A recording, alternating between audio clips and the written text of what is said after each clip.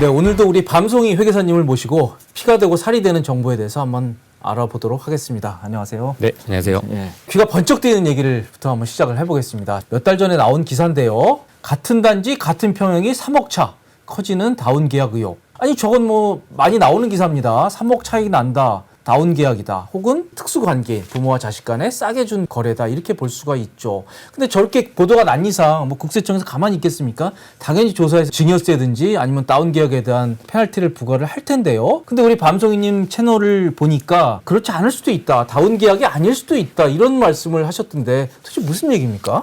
이게 사실 상증세법상 네. 특수관계 거래에 있어서요. 거래입니다. 거래. 네, 증여가 거래. 아니라 거래라는 행위에 있어서 어떤 허용하고 있는 범위가 있습니다. 그 범위를 상증세법상 규정하고 있다 보니까 그거에 역으로 걸리게 되는 거죠. 그 범위 기준 금액 중에 하나가 30%와 3억인데요. 네. 그중 작은 금액입니다. 그러니까 일반적으로 10억이 넘게 되는 아파트를 3억 원을 다운시키면 30% 범위 안에 있잖아요. 네. 그러니까 이 금액이 증여재산에서 제외되는 그런 결과가 되는 겁니다. 네. 증여재산가액을 계산할 때 저런 금액 기준을 넣어놨거든요. 그러니까 이 얘기를 좀 쉽게 한번 풀어드리면요. 상증세법에 거래를 규정을 하면서 특수관계인 간에도 그 시가에 맞게 거래를 해야 되는데 일정 범위 안에서는 어느 정도 용인을 해주는 그런 규정이 있는 겁니다. 그래서 그 규정 범위 내라면 이 증여세를 물지 않고도 싸게 특수관계인 간에 이제 아파트 같은 걸 증여할 수 있다, 거래할 수 있다 이런 얘기입니다. 여기서 보시면은 네. 특수관계인 간에 재산을 거래하는 네. 경우. 증여가 아닙니다. 파는데 싸게 파는 경우를 말하는 겁니다. 네. 왜냐하면 이 시가라는 게 네. 사실 명확한 어떤 지점을 찾기가 조금 어렵습니다. 네. 증여세를 부과하려면 이 증여 재산을 먼저 구해야지 증여세를 부과할 수 있거든요. 그렇죠. 어떻게 보면 세법상 증여세를 부과하려고 만든 기준이에요. 네. 근데 그 기준에서 범위를 둔 거죠. 그래서 그 범위를 역으로 활용하는 그런 사례로 볼 수 있습니다. 네. 근데 저 계산식은 그러면 어떻게 나오는 겁니까? 기준 금액은 어떻게 구하는 겁니까? 그러니까 기준 금액 자체는 네. 시가의 30% 혹은 3억 원 중 작은 금액이라고 보시면 됩니다. 네. 그거를 차감해 주는 겁니다. 시가에서. 네, 네. 물론 시가에서 더할 수도 있습니다. 왜냐하면 제가 자녀한테 비싸게 사올 수도 있거든요. 그렇게 기준 금액을 빼는 기준 금액을 정하는 그런 식이라고 보시면 될 것 같습니다. 구체적으로 보면요. 이 금액 계산을 어떻게 하냐. 내가 누군가한테 증여했다라는 금액을 계산하는 그 기준이 나와 있는 거예요. 제가 부모님과 아파트를 거래했습니다. 네. 이때 도대체 얼마를 증여재산가액으로 볼 거냐. 이 문제예요. 그럼 제가 시가 13억짜리를 거래합니다. 그때 기준 금액을 어떻게 설정할 거냐라는 거죠. 이걸 시가를 13억이라고 보면은 이 금액의 30%와 3억 중 작은 금액이 기준 금액이 됩니다. 네. 그러면 3억 원이 작은 금액이에요. 그러니까 13억짜리 거래를 할 때 3억을 뺀 금액이 기준이 되는 겁니다. 네. 그럼 10억이 기준이 되는 겁니다. 그러면 이 10억과 내가 실제 거래한 금액 9억이라면 그 차액만 증여재산가액으로 본다는 네. 그런 의미. 13억짜리 아파트를 아들한테 9억에 팔 경우에 3억은 용인이 되고 1억에 대해서만 이제 증여세를 부과를 한다 이런 얘기입니다. 시가와 대가의 차이가 기준 금액을 초과할 경우에 그걸 이제 증여로 보고요. 그리고 이때 증여 가액은 이 시가와 대가의 차 그리고 여기서 기준 금액을 뺀 액수만 증여 가액으로 본다 이런 내용이네요. 네. 네. 여기서 말하는 대가는 특수관계, 저와 부모님과 실제 거래한 그 금액입니다. 그렇습니다. 예. 그럼 저희가 구체적인 예를 한번 들어보겠습니다. 일단 이 사례를 보면요. 저는 부모님과 5억 원으로 거래를 한 겁니다. 네. 아파트를. 10억짜리 아파트를 5억에 그렇죠. 판 겁니다. 아들한테. 그러면 이 시가 기준으로 기준 금액을 구합니다. 네. 그러니까 기준 금액을 구할 때는 시가를 적용하는 거죠. 여기서 말하는 시가의 30%를 곱한 값, 그 값은 3억이거든요. 네. 그 3억과 3억 중 작은 금액이니까 기준 금액 이 자체가 3억이 되는 겁니다. 네. 그래서 그 금액과 비교를 하게 되는 겁니다. 그래서 실제 내가 그 차액을 지금 2억 원이 실제 내가 거래한 금액과 그 기준 금액과의 차액이 2억이 돼서 네. 그 금액을 증여재산가액으로 보다라는 게 아까 그 상증세법상 규정이라고 네. 보시면 됩니다. 그러니까 10억 아파트를 5억에 줘서 5억의 증여 효과를 냈는데 상증세법에 따라서 2억을 증여로 보는 그런 결과가 나오게 되는 겁니다.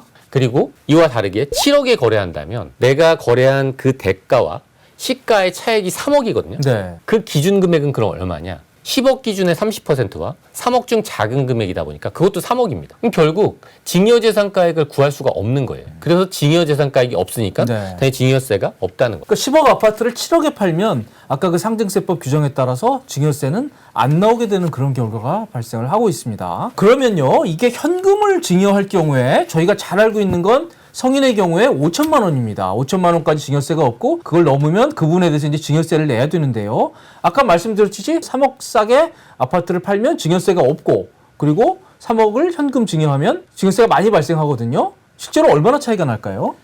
일단 5억 원을 현금 증여한다면 네. 우리가 기본적으로 공제를 고려하지 않게 되면 증여세만 9천만 원입니다. 5억 원을 그냥 주면요. 그렇죠. 20%에다가 누진공제 1,000만 원 빼니까요. 맞습니다. 네. 네.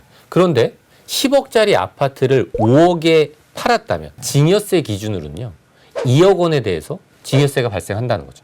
그러면 증여세가 2천만 원입니다. 우리 7천만 원이나 차이가 나는, 야, 엄청나게 차이가 나네요. 이게 뭐 과연 절세 포인트일지 아니면 법의 허점일지 잘 모르겠습니다. 아직 좀 판단을 유보하고요. 그런데 이게 모든 경우에 해당되는 것은 아니라고 합니다. 이때 가장 주의해야 될 부분은요. 네. 양도세입니다.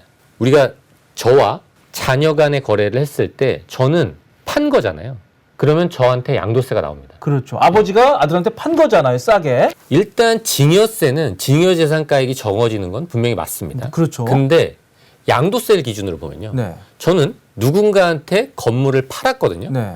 이때 판 거를 있는 그대로 과세당국이 받아들일 거나 그건 아니라는 거예요. 이때 판단하는 기준은요. 약간 다릅니다. 제가 만약에 10억짜리 아파트를 팔았습니다.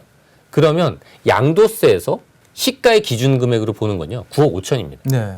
그래서 9억 5천을 기준으로 양도세를 계산하게 됩니다. 아무리 1세대 1주택이라고 하더라도요. 우리가 9억 원이 넘게 되면 비과세되지 않는 부분이 분명히 있거든요. 그렇죠. 이 부분도 고려를 하셔야 됩니다. 난 1세대 1주택 비과세니까 괜찮다. 그렇지 않다는 거죠. 만약에 1세대 1주택이지만 이게 18억입니다. 제가 15억에 거래했어요. 그럼 분명히 비과세지만 양도세는 나올 수 있습니다. 마찬가지로 일시적 2주택자도 비과세를 적용받을 수 있거든요. 이때도 9억 원 초과되는 부분에 대해서는 양도세를 재계산해서 우리가 생각하는 그 상증세법상 3억을 차감한 그 금액이 아니라는 거죠. 최초 시가 기준으로 95%가 적용되게 됩니다. 네. 그 금액 기준으로 양도세를 계산해 보시고 그게 문제가 없어야지 가능한 방법이긴 합니다. 제가 다시 한번 쉽게 정리해서 말씀을 드리면요. 아드님한테 집을 싸게 팔 경우에 이 상증세법에 따라서 증여가액이 낮아져서 증여세가 절감되는 효과가 있습니다만 이 경우에는 어떤 경우만 가능하냐면요.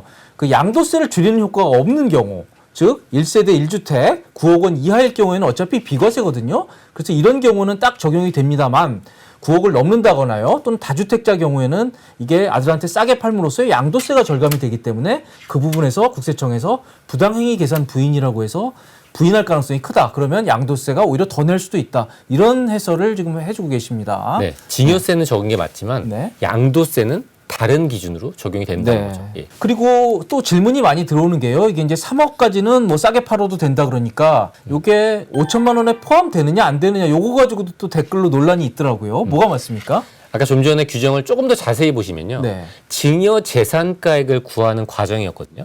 기준가액과 시가와 대가의 차액 그걸 비교하면서요. 증여재산가액이 없다는 건요. 증여한 금액이 없다는 겁니다. 그러니까 당연히 5천만 원은 이와 별도로 가능합니다. 결론적으로 뭐 3억 5천까지도 싸게 줄 수 있다. 어차피 5천만 원 공제니까 이렇게 해도 맞습니까? 그렇죠. 증여세를 기준으로는 네. 가능한 방법이긴 합니다. 하지만 이게 다 적용되는 건 아니다. 분명히 적용이 안 되는 경우도 있다라는 말씀 드리고요. 이게 아까 말씀드렸듯이 그냥 현금 증여하고 이렇게 저가 양도로 증여 효과를 나타내는 부분이 증여세에서 많은 차이가 벌어지고 있기 때문에요. 과연 이런 것들을 세무당국이 다 알고서 이렇게 하는 것인지 그런 부분에서도 조금 의문이 사실 듭니다. 일단 알긴 아는데 네. 어쩔 수 없이 만들어놓은 그 법률 안에서 스스로 걸리게 된 네. 그런 상황인 것 같습니다. 그리고 사실은 이런 행위 자체가 증여세에서 문제가 없는 것처럼 보이잖아요. 네. 근데 이렇게 거래를 하려고 하는 분들이 실제로 내가 10억짜리를 7억에 거래할 때 이 7억 자금은 분명한가?